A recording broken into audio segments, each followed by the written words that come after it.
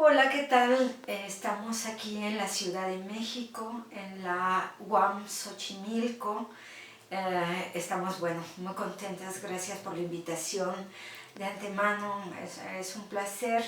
Nos vamos a presentar, yo soy Guadalupe Huacuz, soy profesora investigadora de esta universidad, la maestría en estudios de la mujer y el doctorado en estudios feministas que recién abrimos. Y la colega... Hola, buenos días. Mi nombre es Laura Saavedra y yo actualmente estoy colaborando en la Universidad Autónoma de San Luis Potosí en la maestría en Derechos Humanos y soy investigadora invitada ahí. Bueno, pues muy bien. Nosotros vamos a hacer una exposición así, un poco las dos, como decimos en México, a la limón. Estamos pensando algunos puntos sobre esto que les planteamos de las paradojas y contradicciones a veces entre el derecho positivo mexicano, los derechos humanos y los usos y costumbres en comunidades indígenas o pueblos originarios, como algunas de ellas se denominan ahora. Vamos a hablar básicamente de un pueblo originario que se llama Purépecha. Ellos se denominan a sí mismos Puré. Bueno, yo tengo mi tradición familiar es Puré, de hecho. Y este grupo originario, este pueblo indígena de México, está en el centro occidente, en un estado que se llama Michoacán. En el estado hay 22 municipios de origen puré y estamos hablando más o menos de 120,000 habitantes de estas comunidades. Ellos es el grupo indígena, solo está en este lugar en México. Son en México más de 60 grupos, pueblos originarios reconocidos por la Constitución, reconocidos sobre todo por la cuestión de la lengua, que es lo que pasa aquí en México. Estas comunidades desde hace ya varios años han estado luchando con una situación que lamentablemente vivimos aquí en México, que es el nivel de violencia que desde hace 2 sexenios más o menos, porque nuestros gobernantes son por sexenios, no los presidentes, pues han azotado este país, ¿no? Lamentablemente, y los pueblos originarios lo viven de manera cotidiana. De manera cotidiana los purépechas, las purépechas decidieron levantarse en armas para varias cosas. Una de las cosas es para proteger sus bosques, la otra es para proteger su seguridad, sobre todo del crimen organizado y el crimen desorganizado y los talamontes, para hacerse justicia, una justicia que el Estado nunca les ha hecho, ¿no? a estos pueblos, y para sobre todo también la reconstrucción de sus bosques. Nuestra ponencia también gira en torno de cuál ha sido el papel en este proceso tan complejo de violencia estructural y de violencia contra las mujeres que ha tenido nuestro país. No sé si quieras comentar algo. Bueno, pues también decir que justo esta violencia estructural de la que está hablando la doctora Huacuz ahora, ha traído consigo, se ha combinado o ha sido parte de, digamos así, la estrategia también que han tomado algunas empresas transnacionales, mineras y que están tratando de explotar de manera, entre comillas voy a decir ilegal, los territorios de las comunidades indígenas. Y entre comillas digo ilegal porque finalmente el Estado también ha sido parte de este despojo del territorio a los pueblos y las comunidades indígenas, que finalmente a través de algunas políticas neoliberales que se han estado poniendo aquí en México en nuestras leyes, pues le da mayor juego, ¿no?, a las empresas transnacionales. Bueno, esta violencia estructural justo que está direccionada para generar megaproyectos que talan los bosques en las comunidades purépechas y que en otras comunidades indígenas ha llevado otra serie de situaciones, se combina con la violencia estructural, histórica, colonial que han vivido los pueblos y las comunidades en este contexto en Michoacán, y finalmente se refleja en las violencias más individualizadas o individuales que viven las mujeres en sus comunidades, es decir, las violencias que actualmente se viven en las comunidades indígenas, como decía la doctora, en esta complejidad del territorio que se combina con todas estas situaciones, hace que las comunidades y dentro de ellas, pues las mujeres se conviertan en sujetas mucho más vulnerables a toda esta situación, ¿no? Porque no solo están viviendo una violencia estructural,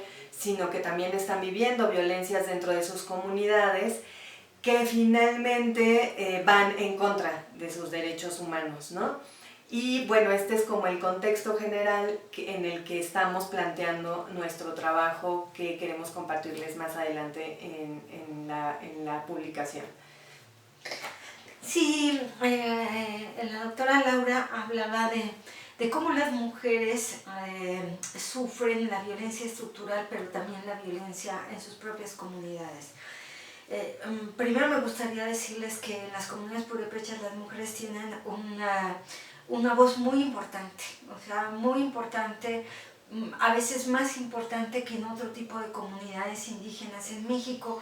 Eso es muy importante también recalcar que no todas las comunidades indígenas en México son iguales, ni las mujeres tienen los mismos derechos, digamos. Por ejemplo, en las comunidades purépechas, las mujeres, sobre todo las mujeres adultas, la voz de las mujeres adultas pues tiene un peso bastante importante, igual que el de los hombres casi.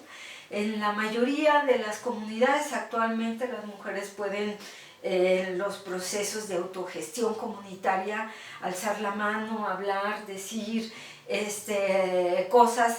Creo que también eso con el tiempo se ha ganado, ¿no? Las mujeres lo han ido ganando. También en el caso, por ejemplo, de los municipios autónomos, el municipio autónomo como Cherán, que fue el primer municipio autónomo de este país y que además él tuvo la autonomía desde el 2011, que inicia un proceso muy fuerte de un proceso comunitario en contra de la violencia estructural, en contra de los talamontes y en contra el crimen organizado y el crimen desorganizado, e incluso del terrorismo de Estado, que también está en colusión con el crimen organizado y desorganizado. Fueron las mujeres, en el caso de Cherán, que en abril del 2011 dijeron: basta, o sea, ya no queremos que desaparezcan a nuestros hijos, no queremos que desaparezcan a nuestros esposos, no queremos que los maten, no queremos que sigan talando los hectáreas y hectáreas de bosques que han talado. Y entonces ellas empiezan, salen a las calles a luchar, ¿no? A luchar con palos, digamos, y piedras, en contra de gente que tiene armas de alto poder, ¿no? Alto calibre, para que vean el nivel de maltrato ya que habían sufrido ellas. A partir de allí, bueno, el municipio se hace un municipio autónomo y las mujeres están cerca de todo el proceso de autonomía, e incluso muchas de ellas entran al Consejo Mayor. Pero bueno, hay un problema entre ahora cómo va a manejar la autonomía, cómo se maneja la autonomía en las comunidades indígenas o los pueblos originarios en este país. Sí, exactamente. Bueno, Pues en este sentido, lo que queremos plantear, y es como el hilo que hacemos en nuestro trabajo, es decir justo cómo existen estas paradojas en la defensa de los derechos humanos. Es decir, a pesar de que los pueblos indígenas pueden organizarse para reclamar sus derechos, ¿no? A no ser despojados de sus territorios, a vivir libres de violencia, a poder tener sus propias formas de vida, dentro de las comunidades también existen todavía violaciones de derechos humanos en contra de las mujeres, ¿no? Y plantear en este sentido que pues esto tiene que ver con un contexto, con el contexto en el que están viviendo las comunidades indígenas. Como ya decíamos, en México hay una gran diversidad, entonces no queremos decir que todas las comunidades estén viviendo estas paradojas, ¿no? Pero finalmente los derechos humanos y en este sentido el acceso a la justicia tendríamos que plantearlas desde estos contextos muy diferenciados, ¿no? Hacer análisis complejos, no en el sentido de complejizar conceptos o cosas así, sino complejizar las realidades en las que los pueblos indígenas están viviendo estas luchas por sus derechos y historizar también, buscar esas genealogías que hacen que las mujeres en sus comunidades no puedan aún en este sentido tener decisiones también dentro de su territorio, porque como mencionamos un poco, la forma de organización en las comunidades indígenas pues es que los hombres deciden, ¿no? Las mujeres no pueden todavía participar en muchas comunidades en las asambleas y eso les quita de alguna manera poder ejercer sus derechos de una manera libre. Esto tiene que ver con cómo se configura el patriarcado también, ¿no? Dentro de las comunidades, que finalmente es un patriarcado que sí está, digamos, combinado con el patriarcado estatal, por así decirlo, con el patriarcado económico del capitalismo, y que y que de alguna manera se configura en las comunidades para que las mujeres no puedan ejercer de alguna manera sus derechos dentro de sus comunidades, ¿no? Y no pelear por vivir libres de violencia. Y en este sentido, pues eso nos trae paradojas, ¿no? Porque finalmente tendríamos que cerrar esas brechas también para que las mujeres puedan vivir libres de violencias y no está pasando, al menos en esta comunidad, ¿no? Y pues esa es como la propuesta que queríamos plantearles. No sé si quieres... Sí, a lo mejor también siguiendo esta lógica, ¿no?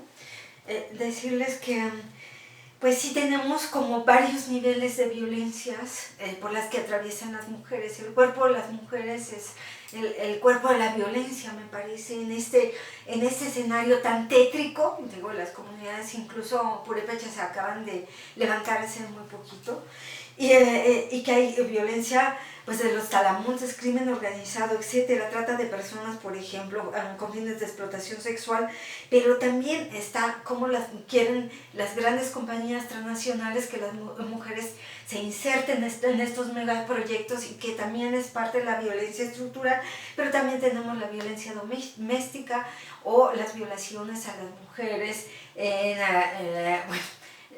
en este patriarcado indígena que también tenemos. En ese sentido, bueno, insistimos en esta complejidad que estamos viviendo en México y en una situación bastante difícil en la que vivimos todos, pero especialmente las comunidades indígenas, pero especialmente las mujeres de las comunidades indígenas, las mujeres y los niños que están padeciendo estas violencias. Sí, y decir que entonces en este sentido los retos serían justo analizar cuáles son esas diferenciales de poder que se incrustan en estos contextos de alta violencia y ver de qué manera las mujeres pueden acceder a sus derechos de una mejor manera y que estas paradojas no sean paradojas, sino que sea una realidad de ejercicio de derechos humanos para todas y todos en cualquier lugar y en cualquier espacio, ¿no? Y pues eso es lo que queríamos plantear. Muchas gracias. Muchas gracias. Hasta luego.